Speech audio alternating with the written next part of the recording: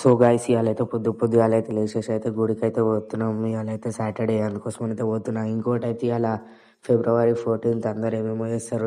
మనం ఇంటివాడైతే మంచిగా ఇయాల దేవుని దగ్గరకైతే దర్శనం అయితే చేసుకోవడానికైతే పోతున్నాం. చలో ఇప్పుడైతే వచ్చేసినాం. ఖాళీనా అడుక్కున్నా.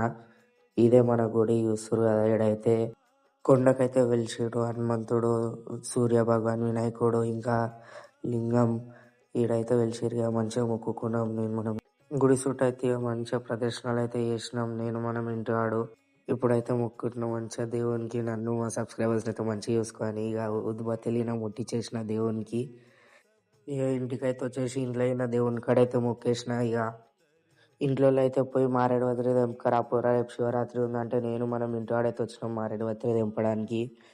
మారేడువత్రి అంటే ఏదో కాదు, శివునికి అయితే చాలా ఇష్టం. ఇది చూస్తురు కదా ఇదే. మేము శివరాత్రి రోజు ఏమేమి చేస్తామో మీకు కావాలంటే నెక్స్ట్ వీడియోలో అయితే చూడరు. చలో మళ్ళా ఉంటా, బాయ్.